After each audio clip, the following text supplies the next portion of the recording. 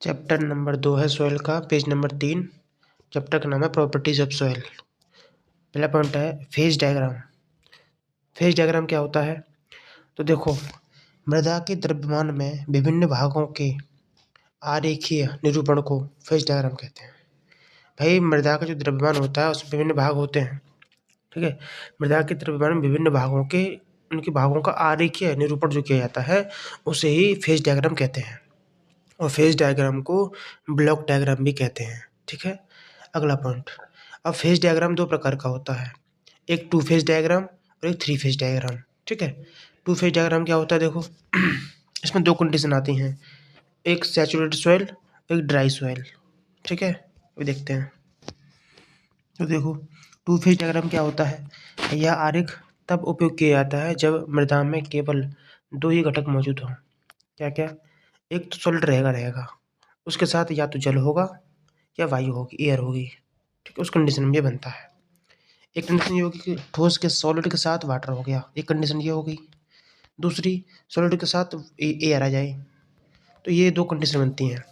तो यह आरेख तब उपयोग किया जाता है जब मृदा में केवल दो ही घटक मौजूद हों, ठीक है। या तो सॉलिड के साथ वाटर हो या सॉलिड के साथ एयर हो ठीक है, लेकिन सॉलिड दोनों में रहेगा। अब पहली कंडीशन होती है इसकी सैचुरेटेड सॉइल, ठीक है। इस स्थिति में मृदा के सभी छिद्र जो वर्ड्स होते हैं ना केवल पानी से भरे रहते हैं। किससे? इसमें मृदा के सभी छिद्रों में पानी भरा रहता है। तो ये हो गया ना फिर पहली कंडीशन, सॉलिड के साथ वाटर, इसको बोलते हैं सैचुरेटेड कंडीशन, ठीक है। मतलब ठोस और जल इससे बनता है, ठीक है। और इसमें जब ठोस और जल आ गया तो भाई इसका मतलब है कि वर्ड्स ऑफ एयर, वायु का जो वॉल्यूम ऑफ एयर जो है या वायु का जो वेट है वो जीरो हो जाता है, ठीक है। इसमें वायु सैचुरेटेड सॉइल में क्या होता है, सैचुरेटेड सॉइल जो होती है ना उसमें जो एयर होती है उसका वॉल्यूम और एयर का वेट शून्य मान लिया जाता है, क्योंकि उसमें सॉलिड सॉइल होती है, सॉलिड, ठीक, और साथ में वाटर होता है, तो एयर की जरूरत नहीं पड़ती, जगह नहीं बचती है। तो ये कंडीशन होती है भाई टू फेज डायग्राम में। मैंने बताया आपको, टू फेज डायग्राम में पहली कंडीशन ये होती है सैचुरेटेड सॉइल वाली, जिसमें सॉलिड और वाटर रहता है, एयर जीरो हो जाती है, वेट भी और उसका वॉल्यूम भी, ठीक है। और दूसरी कंडीशन अब आती है हमारी ड्राई सॉइल। और ड्राई सॉइल कैसे बनेगी आप सोचो, सॉलिड होगा उसमें और एयर होगी, वाटर होगा ही नहीं, ठीक है। तो देखो ये रही ड्राई सॉइल। इस स्थिति में मृदा के सभी छिद्र केवल एयर से भरे रहते हैं, यानी पानी बिल्कुल नहीं होता है। तो क्या होता है इसमें? इसमें दो घटक होते हैं, ठोस होता है और वायु होती है, ठीक, इस तरह से। और जल का आयतन मतलब वॉल्यूम ऑफ वाटर और वेट ऑफ वाटर दोनों शून्य हो जाते हैं, क्योंकि ड्राई है ना तो वाटर तो होगा ही नहीं। यहाँ तो समझ में आ गया। अब चित्र पे चलते हैं। देखो चित्र में हम टू फेज डायग्राम देख रहे थे ना, टू फेज डायग्राम ये होता है, ठीक है। देख लो, ये हो गया हमारा सैचुरेटेड सॉइल का डायग्राम, ये होगा ड्राई सॉइल का डायग्राम। सैचुरेटेड में क्या बताया था, ठोस रहेगा मतलब सॉइल रहेगी और वाटर रहेगा, ठीक है। एयर, वॉल्यूम ऑफ एयर या वेट ऑफ एयर जीरो हो जाता है यहाँ पर, ठीक है, जीरो हो जाता है। और इस कंडीशन में देखो ड्राई वाले में क्या होता है, ड्राई वाले में सॉल्ट रहेगा और एयर रहेगी, वेट ऑफ वाटर और वॉल्यूम ऑफ वाटर जीरो हो जाता है। यहाँ पे लिखा भी है देखो, weight of air equal to weight of water को जीरो। अच्छा ये देखो, अगर हम ये कहें कि सैचुरेटेड सॉइल में टोटल वेट क्या होगा, TOTL, टोटल वेट, तो ये हो जाएगा weight of water plus weight of solid. ये देख सकते हैं आप, यहाँ से ज़्यादा टोटल वेट है, तो ये इसमें इसमें ये भी ऐड हो रहा है, ये भी ऐड हो रहा है कि नहीं। तो टोटल वेट क्या होगा, वेट बराबर क्या हो गया, ये wait of solid plus weight of water. Saturated soil में टोटल वेट निकालने के लिए फॉर्मूला होता है, दोनों को जोड़ देंगे हम, ठीक है, जल के वेट को और ठोस के वेट को। यहाँ तो समझ में आ गया। और ड्राई वाले में देखो, ड्राई सॉइल में ऊपर एयर रहेगा नीचे सॉलिड रहेगा, ठीक है, ये टोटल वेट इसमें वाटर का जो वेट जीरो हो जाता है, ठीक है। चलो आगे चलते हैं। अब है three phase diagram. Three phase diagram कुछ नहीं है, ये है ये भी। देखो थ्री फेज डायग्राम पढ़ने से पहले थोड़ा देख लें थ्योरीज के बारे में। देखो, यह मृदा की सबसे सामान्य अवस्था है, जहाँ मृदा में तीन, इसमें ना क्या 3 फेज है ना, तो 3 घटक होंगे इसमें। कौन से घटक होंगे? 3। ठोस होगा मतलब सॉइल होगी, वाटर होगा, एयर होगा। 3 फेज डायग्राम में 3 घटक होते हैं, ठीक है। और इसमें जो कंडीशन बनती है ना, वो बनती है पार्सली सैचुरेटेड सॉइल वाली। 2 फेज डायग्राम 2 कंडीशन बनती हैं, ड्राई और कौन सी थी दूसरी, ड्राई कंडीशन और सेकंड सैचुरेटेड कंडीशन। लेकिन 3 फेज डायग्राम में सिर्फ एक ही बनता है, पार्सली सैचुरेटेड सॉइल, ठीक है। क्योंकि इस कंडीशन में क्या होता है ना, कणों के जो छिद्र होते हैं ना, उनके बीच में वाटर और एयर दोनों भरे रहते हैं।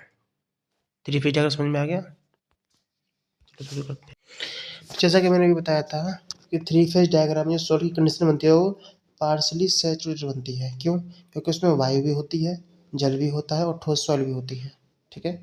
अब यहाँ देखो, थोड़ा सा समझो इस चीज़ को कि यहाँ से जो ये सॉलिड है ना, सॉलिड इसे बोलते हैं WS, वेट ऑफ सॉलिड हो गया। इधर इधर वेट है, इधर वॉल्यूम है, ठीक है, दर्शाया गया है।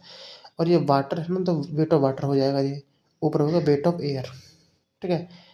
एयर का वेट अपना जीरो जीरो रखा जाता है, एयर का वेट जीरो ही होता है, ठीक है। इधर देखो, अब इधर देखते हैं वॉल्यूम, तो ये होगा वेट वॉल्यूम ऑफ सॉलिड यहाँ से यहाँ तक। इसके बाद ये जल का वॉल्यूम हो गया, ये एयर का वॉल्यूम हो गया, ठीक है।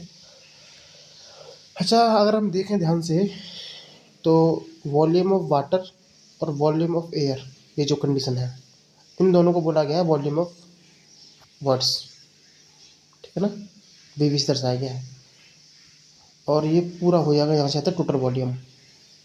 अब समझो, मतलब फॉर्मूले समझते हैं। देखो पहले वेट देखते हैं, टोटल वेट क्या होता है, टोटल वेट यहाँ से आता है ना। अब इसमें क्या क्या आ रहा है, देखो वेट ऑफ सॉलिड भी आ रहा है, आगे वेट ऑफ वाटर भी आ रहा है, आ गया, वेट ऑफ एयर भी आ रहा है, ये भी आ गया। लेकिन वेट ऑफ एयर जीरो है, तो इसको जीरो को यहाँ रख देंगे तो ये खत्म हो जाएगा, तो क्या बचेगा, ये बचेगा बस वेट ऑफ सॉलिड और वेट ऑफ वाटर, ये आ गया। समझ में आ गया ना। हमने टोटल टोटल वेट निकाल दिया, तो क्या निकला हमारा total weight, wait of water और वेट ऑफ सॉलिड, क्योंकि वेट ऑफ एयर तो जीरो हो गया ना, ठीक है।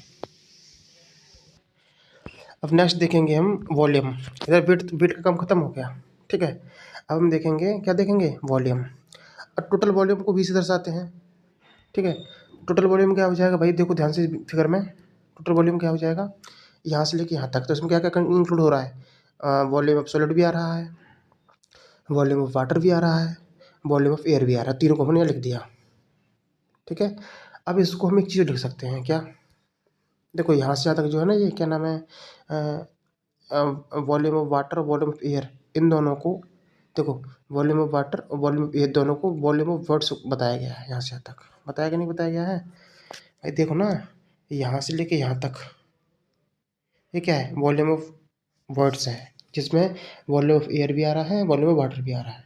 तो इन दोनों की जगह पे ये लिख सकते हैं ना, देखो हमने यहाँ लिख दिया। अरे टोटल वॉल्यूम बराबर क्या होता है, volume of solid, volume of solid और वॉल्यूम ऑफ वर्ड्स, हो गया। चलिए आगे चलते हैं। अब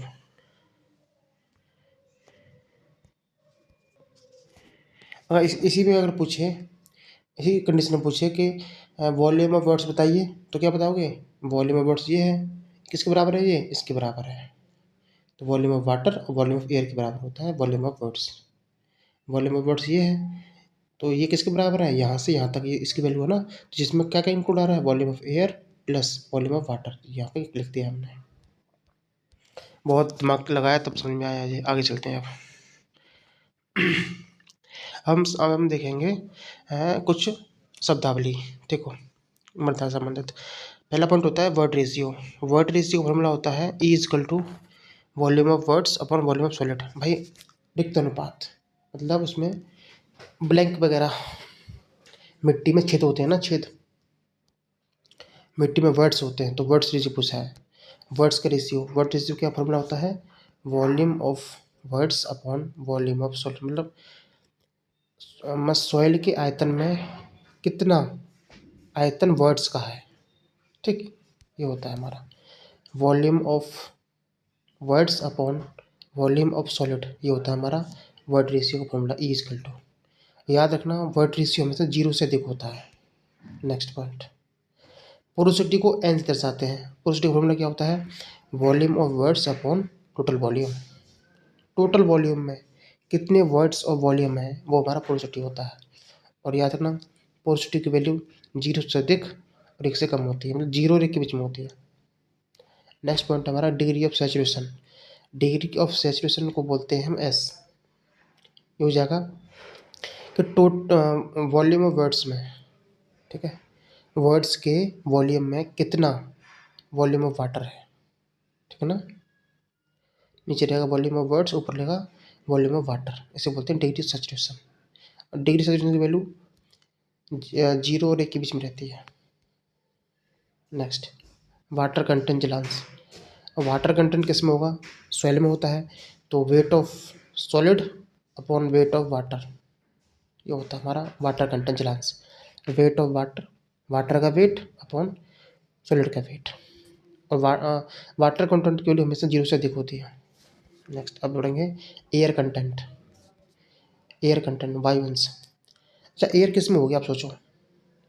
एयर हमेशा छिद्र में होती है कि नहीं, वर्ड्स में होती है ना। तो वॉल्यूम ऑफ वर्ड्स में कितना वॉल्यूम ऑफ एयर है, ये हमारा एयर कंटेंट हो जाएगा। एयर कंटेंट की वैल्यू 0 और 1 के बीच में रहती है। अब नेक्स्ट है percentage air words. Percentage air words को हम एन से दर्शाते हैं, ठीक है। तो volume of air upon total volume into 100, percentage है ना, इसलिए परसेंटेज एयर वर्ड्स का फॉर्मूला क्या हो जाएगा कि वॉल्यूम ऑफ एयर, एयर का वॉल्यूम अपॉन टोटल वॉल्यूम, इसका 100, ठीक। तो एयर की बारे में बात कर रहे हैं, एयर हुआ पूरे में। और परसेंटेज एयर वर्ड्स की वैल्यू 0 और 1 के बीच में रहती है। नेक्स्ट अब हम पढ़ेंगे unit weight of soil. Soil का यूनिट वेट पहला होता है bulk unit weight of soil. इसको गामा टी से दर्शाते हैं बल्क यूनिट वेट को। तो ये हो जाएगा W/V, ठीक है। तो पहला हमारा यूनिट वेट है वो है bulk unit weight of soil. किसी भी सॉइल का बल्क यूनिट वेट फॉर्मूला होता है गामा टी इजकल टू, भाई इसको गामा टी से दर्शाते हैं बल्क यूनिट वेट को। तो W/V हो जाएगा, मतलब wait of solid, total weight of solid, total volume, ठीक है। Total weight of solid upon total volume, ठीक है। नेक्स्ट पॉइंट, अब dry unit weight of soil हो जाएगा टोटल वॉल्यूम ऑफ सॉइल नीचे, और ऊपर हो जाएगा weight of solid, wait of solid upon total volume. और ऊपर वाला क्या है? Wait of solid upon total volume. दोनों सेम है क्या? देखो फॉर्मूला दोनों कैसे लगते हैं, बल्क यूनिट वेट का और ड्राई यूनिट वेट का एक जैसा फॉर्मूला है, लेकिन अंतर क्या है ना, जो ड्राई यूनिट वेट है ना, ड्राई यूनिट वेट का फॉर्मूला, इसमें जो वेट ऑफ सॉलिड है ना, इसमें वेट ऑफ वाटर इंक्लूड नहीं है, क्योंकि ये ड्राई है ना, सूखा है, सूखा। तो इसमें वाटर का वेट नहीं है, बाकी सॉलिड का वेट इसमें है। टोटल टोटल सॉलिड का वेट है इसमें, मतलब टोटल मृदा का वेट है बिना पानी के। नीचे टोटल वॉल्यूम होता है, इसमें एयर का और सॉइल का और वाटर का सबका वॉल्यूम होता है, ठीक। ऊपर वाले में क्या है, इसमें टोटल ये टोटल वॉल्यूम पर टोटल वेट ऑफ सॉलिड होता है, इसमें सब कुछ आता है, पानी का, हवा का और मृदा का वेट आ जाता है। समझ में आई बात? बल्क यूनिट वेट बोलेगा तो उसका फॉर्मूला होता है gamma T equal to total weight of solid upon total volume, ठीक है। ऐसे ही अगर ड्राई यूनिट वेट बोलेगा तो ये हो जाएगा टोटल वेट ऑफ सॉलिड और टोटल वॉल्यूम। दोनों का सेम अंतर इतना है कि इस वाले में वेट ऑफ सॉलिड जो है इसमें वाटर नहीं लेते हैं, इसमें वाटर लेते हैं, मृदा भी लेते हैं और एयर भी लेते हैं, इसमें वाटर नहीं लेते हैं, सॉलिड रहता है बस, ठीक। Next point, saturated unit weight, gamma S, gamma saturated बोलते हैं इसको, गामा सेट, ठीक है। तो संतृप्त इकाई भार है, सैचुरेटेड यूनिट वेट का फॉर्मूला हो जाएगा weight of saturation upon total total volume, ठीक है। Weight of total saturated soil, weight of total saturated soil upon total volume. Next है सबमर्ज्ड या बियॉन्ड यूनिट वेट, ये क्या होता है? ये हो जाएगा गामा सब, गामा सब, ठीक। इसको बोलते हैं total weight of submerged soil upon total volume of soil, ठीक। Next, unit weight of solid soil. मृदा ठोस का एकांक भार, मतलब unit weight of solid soil. Solid soil होती है उसका यूनिट वेट कैसे निकालते हैं? ये होता है gamma S equal to weight of solid upon volume of solid. ठीक है। अब हम देखेंगे यूनिट वेट जो होता है इनका घटता हुआ क्रम। देखो, सबसे ज़्यादा यूनिट वेट होता है unit weight of solid soil का। किसका? सॉलिड सॉइल, लास्ट में पढ़ते उसका। उससे कम यूनिट वेट होता है सैचुरेटेड वाली का यूनिट वेट। उससे कम होता है बल्क यूनिट वेट। उससे कम होता है ड्राई यूनिट वेट। और सबसे कम होता है सबमर्ज्ड यूनिट वेट। याद रखना, सबसे ज़्यादा यूनिट वेट किसका होता है? Unit weight of soil solid soil का होता है। ठीक है। उससे कम यूनिट वेट होता है सैचुरेटेड का, उससे कम बल्क, फिर ड्राई, सबसे कम यूनिट वेट होता है सबमर्ज्ड का। ठीक है।